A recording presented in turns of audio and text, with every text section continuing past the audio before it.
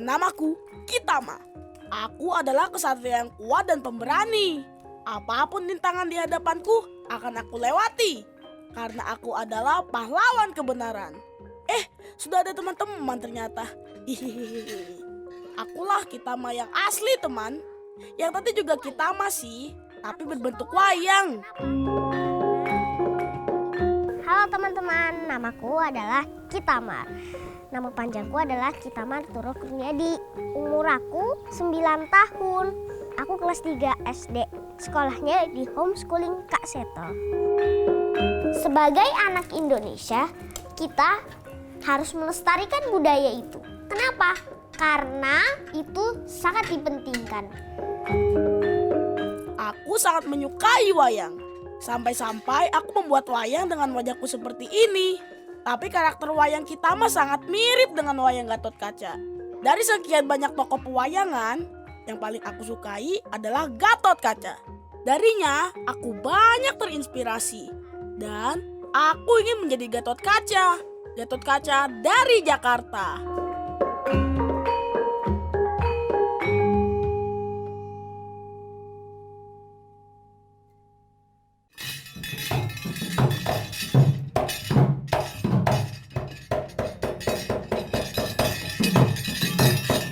Teman-teman tahu apa itu wayang? Aku yakin banyak ya teman-teman yang sudah tahu wayang. Tapi, apakah kamu tahu siapa saja tokoh dalam pewayangan? Atau bagaimana kisah pewayangan? Yuk kita bermain tebak wayang terlebih dahulu, teman. Wayang yang pertama, siapakah dia?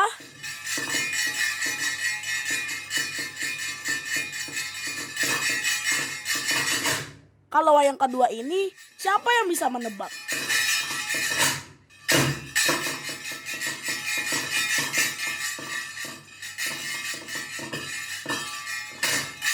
Mungkin teman-teman bisa menebak yang satu ini.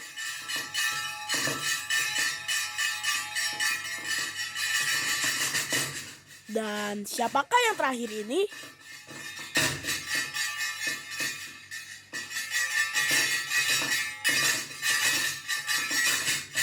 Teman-teman sudah menebak semuanya? Nih aku kasih tahu jawabannya ya. Yang pertama ya, wayang kulit yang pertama ya. Ini dia, ini namanya Gatotkaca. Ini tokoh yang terkenal. Kalau seseorang yang tahu wayang itu pasti taunya ini, karena ini tokoh terkenal. Kalau Gatotkaca pasti teman-teman tahu ya. Tapi buat yang tidak hobi wayang, mungkin akan bingung membedakan tokoh di wayang kulit. Sedikit-sedikit akan aku ceritakan untuk kamu deh. Nah, kalau wayang yang kedua adalah Hanoman. Teman-teman sudah familiar juga kan dengan tokoh yang satu ini? Hanoman adalah seekor kera. Ketiga, ini Sang Batara Narada. Dia adalah dewa yang lucu seperti badut dalam kisahnya. Sebelum menjadi dewa yang lucu, dia adalah pemuda yang pintar bernama Naraya. Tapi ia ingin sekali tinggal di kayangan. Lalu Batara Guru mengubahnya menjadi dewa yang jenaka. Dan yang terakhir ini adalah si raksasa. Oke, teman-teman, ini yang terakhir ya. Ini adalah raksasa besar.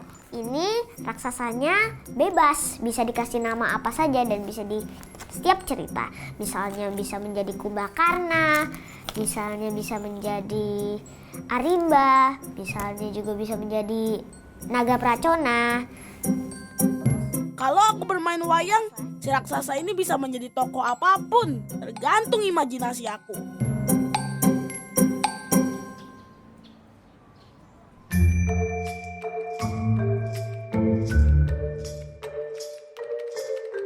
Aku sudah menyukai wayang dan ingin menjadi dalang dari umurku 5 tahun, teman. Awal pertama aku tahu tentang wayang dari kakekku yang bercerita tentang tokoh-tokoh pewayangan. Aku jadi penasaran dan mulai mencari tahu wayang di internet. Saat pertama kali aku lihat gambar-gambar wayang, aku langsung suka. Aku suka memain wayang karena dulu ngeliat gambar-gambar wayang itu bagus gitu.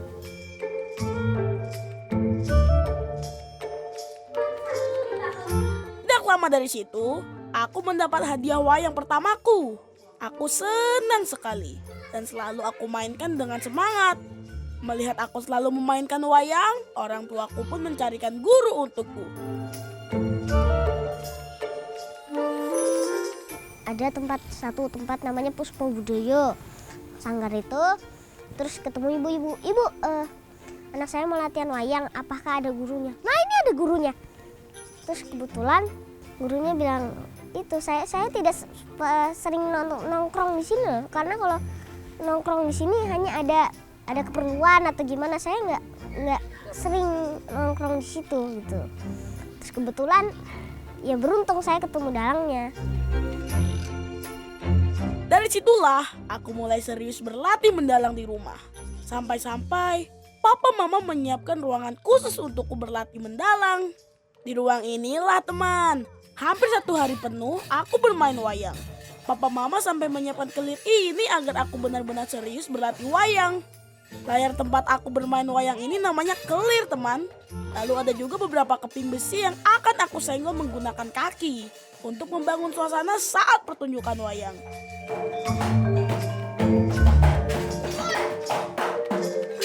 Tahukah teman, wayang adalah seni pertunjukan asli Indonesia loh, yang berkembang di Pulau Jawa dan Bali. Dan yang kerennya lagi, pada tahun 2023, UNESCO menetapkan wayang sebagai warisan mahakarya dunia yang tidak ternilai dalam seni bertutur. Bagaimana teman? Kita harus bangga memiliki wayang dan harus melestarikannya. Karena kalau bukan kita yang melestarikannya, siapa lagi? Aku hanya pengen melestarikan budaya dan suka gitu.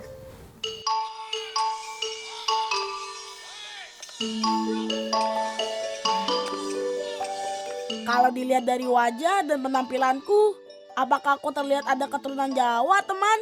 Ya, kakek dari mama. Memang berasal dari Jawa Tengah. Tapi bisa dibilang keluargaku terdiri dari beberapa suku, bahkan etnis. Walaupun kakekku dari Jawa, tapi di rumah kami tidak menggunakan bahasa Jawa untuk berkomunikasi. Aku mencari tahu cerita pewayangan dari internet. Dari sana juga, aku jadi bisa sedikit demi sedikit berbahasa Jawa. Oke, halo teman-teman, aku lagi nonton wayang namanya Lahire Gatotkaca. Aku tahu ceritanya semuanya bahasa Jawanya dari YouTube. Selain di internet, sekarang aku bisa mencari informasinya lewat buku atau aku juga bisa bertanya langsung ke pengajarku tentang pewayangan yang masih tidak aku pahami. Alasan lain kenapa aku menonton pertunjukan wayang di internet adalah karena seringnya pertunjukan wayang dilakukan pada malam hari sampai menjelang pagi. Padahal aku ingin sekali menonton secara langsung. Waktu itu sih pernah aku menonton secara langsung, tapi tidak sampai selesai karena aku sudah sangat mengantuk. Aku berharap wayang ya bisa siang-siang. Jadi teman-temanku juga seumuranku juga bisa menikmatinya.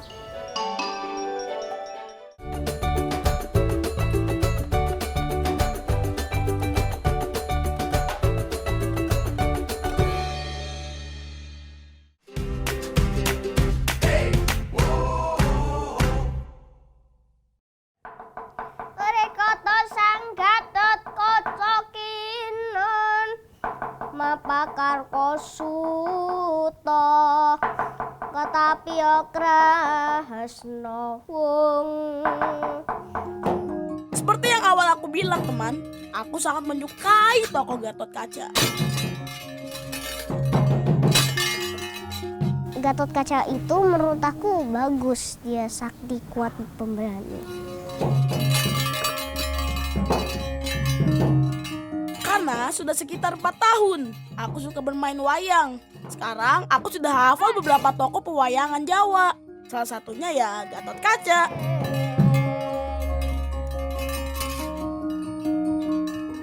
Dulu Gatotkaca tuh namanya bukan Gatotkaca, namanya Jabang Tetuka.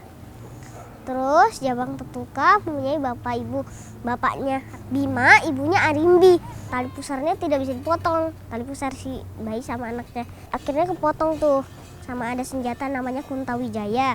Terus Narada pinjam karena bayinya mau jadikan jagonya para dewa untuk mengalahkan kegegeran di Kahyangan. Ada raksasa gede namanya Kalapracona. Terus Gatotkaca dibawa cemplungkan ke kawah Candra di muka biar kuat. Terus jadi kesatria diberi nama Gatotkaca.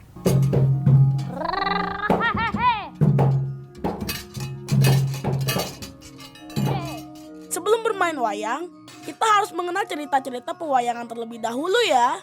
Jangan hanya bermain, tapi juga harus mengenal.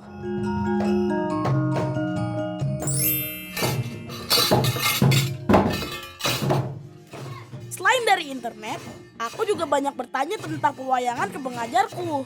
Pengajarku ini namanya Om Gamblang.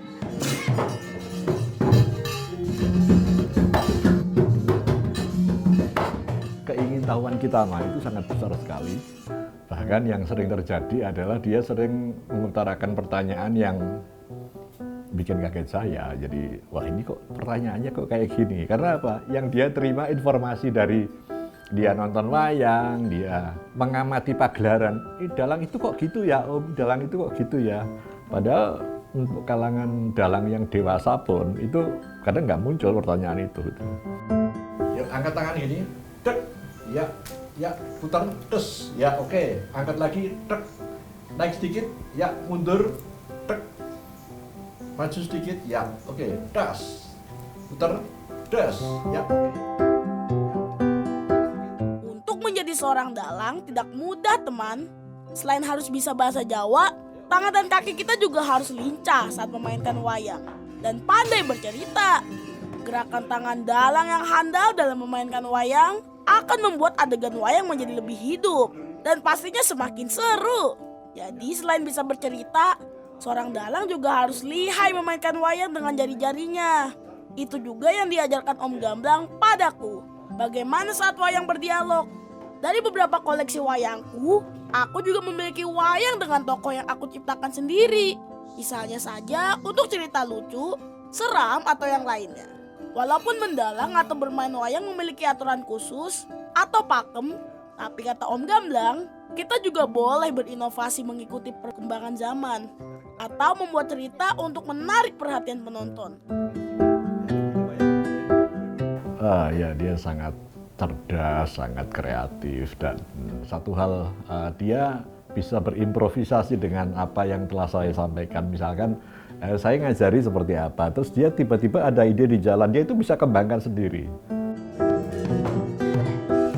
Menjadi dalang harus serba bisa teman, bisa bercerita, bisa bermain alat musik, dan bisa bernyanyi. Seorang dalang harus mengerti instrumen musik untuk mengiringi cerita. Karena itu, Om Gamblang juga mengajariku bermain gendang. Kendang yang ikut dalang atau dalang yang ikut kendang? Jadi gini, kalau pada umumnya itu kendang mengikuti dalang ya. Tapi walau demikian, dalang juga harus mengerti bunyi kendang. Karena apa?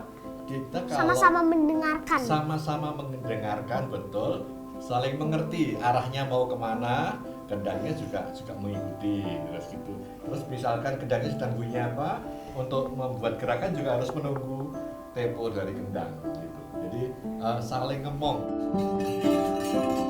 Musik penting sekali dalam sebuah pentas, karena musiklah yang menjadi penanda awal dan akhir cerita. Musik juga membuat cerita jadi semakin seru.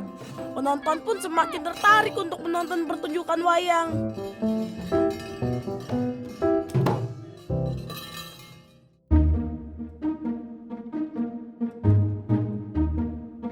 Dulu, sebelum aku menyukai wayang, aku suka bermain barongsai teman. Itu loh boneka besar asal negeri tirai bambu. Karena ya untuk anak lain kan takut ya. Mukanya serem, matanya gede gitu. Tapi kalau aku enggak takut. Kenapa? Lucu gitu loh. Bikin bagian matanya itu gede, bikin ketawa aku. Kakak masih ingat nggak dulu kak? Ingat. Hah? Suka barongsai? Dari Awalnya usia berapa ya? 2 tahun ya? 2 tahun. 2 ya. tahun. Dari 1,5 tahun nonton ya. Iya. Sampai 7 tahun? Iya. Ulang tahunnya semuanya masih Temanya pentas, barongsai. kan? Ya kan? Apa yang paling diingat kakak bisa apa aja waktu itu? Main Main alat musik. alat musik, terus main tonggak. Tonggak. Tonggak tuh apa tiangnya ya? Iya, tapi pakai kursi. Oh, kursinya dijadiin tiang-tiang di rumah. Iya. Papa Koleksinya juga itu ya, kepalanya barongsai. Iya. Terus habis itu kakak Terima kasih Papa, terima kasih Mama. Selalu mendukung dan memfasilitas hobi aku. Dukungan dari kalian akan menjadi semangatku untuk terus belajar dan meraih cita-citaku. kakak mau jadi apapun harus apa? Harus baik, Harus baik, tekun. tekun, Ya. dan rendah hati. Iya, dan juga bisa terus semangat. Jangan cepat apa? Putus asa. Pinter. Cium dong, cium. Hebat terus nih anak mama nih paling sabar nih. Papa selalu dukung kakak lakuin mau wayang, mau apapun itu, yang penting kakak seneng, kakak happy, serius, Papa selalu dukung kakak. Oke? Oke. Penting harus happy, ya?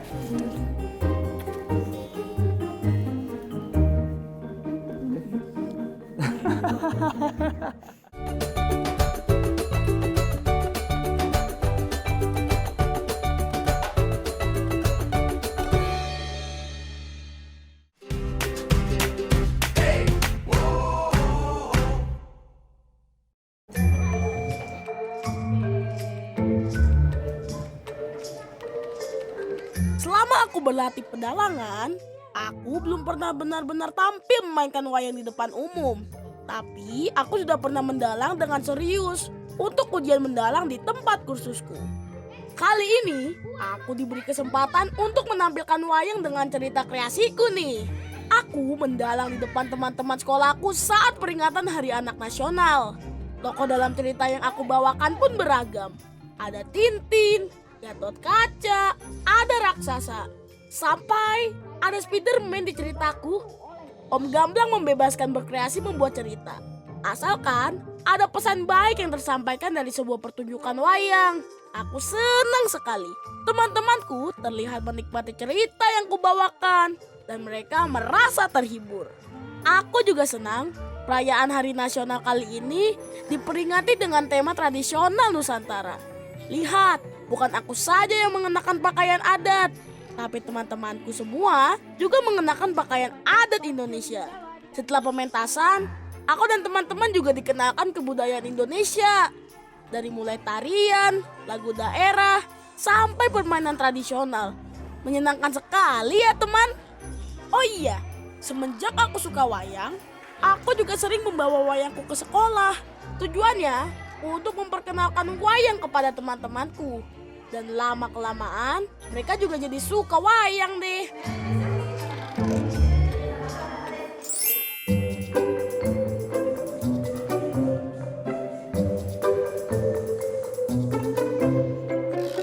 Yeah, yang semakin membuatku senang adalah aku bisa merayakan ulang tahunku bersama teman-teman. Lagi-lagi, Papa dan Mama menyiapkan ini semua untukku. Kue ulang tahunku yang bertemakan wayang. Dan yang paling utama adalah kostumku ini. Ya, pastinya kostum Gatot Kaca. Halo teman-teman, hari ini aku mau bikin wayang. Ini wayang koleksi aku yang sudah jadi. Sekarang kita bikin yang ini ya. Udah siap Om Gamblang? Oke, ayo Ayo. kita mainkan. Seperti yang sudah aku bilang sebelumnya, Om Gamblang membebaskan aku berkreasi menciptakan sebuah cerita. Oleh karena itu, aku juga membuat wayang sendiri untuk bisa dimainkan di dalam sebuah cerita. Bentuknya pun macam-macam. Lihat deh, membuatnya juga tidak susah kok teman. Pertama-tama itu apa namanya, di sketsa, terus ditata, diwarnain, diwarnain terus dikasih gapit buat sticknya, tuding buat tangkainya, terus nunggu catnya kering udah selesai. Dari sekian banyak jenis wayang, aku paling suka wayang kulit asal Jawa Tengah. Bentuknya unik dan ceritanya bagus-bagus. Arjuna, Bima, Yudhistira, Dalurwendra, Bratasena, dan banyak lagi. Dan sudah jadi nih wayang berbentuk rubah. Yeay! Kira-kira bisa dijadikan untuk cerita apa ya teman?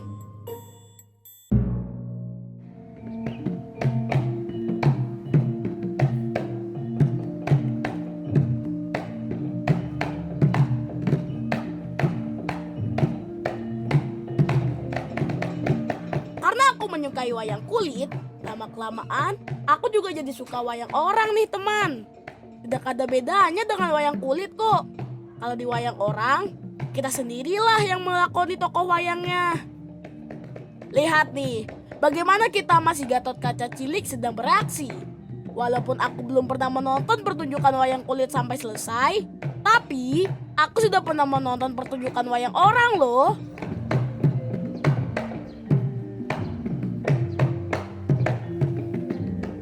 Kakek bilang, siapa yang menonton? Ntar kan rombongan itu, Kit sama keluarganya Kak Seto. Kak Seto bilang, siapa yang mau nonton? Ntar misalnya sekian nonton. Terus palingan sekian misalnya duluan ya gitu. Misalnya udah ngantuk, duluan ya. Aku itu loh, diem aja nonton. Tenang. Dan belum lama ini, aku diberi kesempatan untuk tampil bermain wayang orang sebagai Cakil, tokoh pewayangan Jawa, berwujud raksasa dengan rahang bawah lebih panjang daripada rahang atas. Dan seperti inilah penampilanku, teman.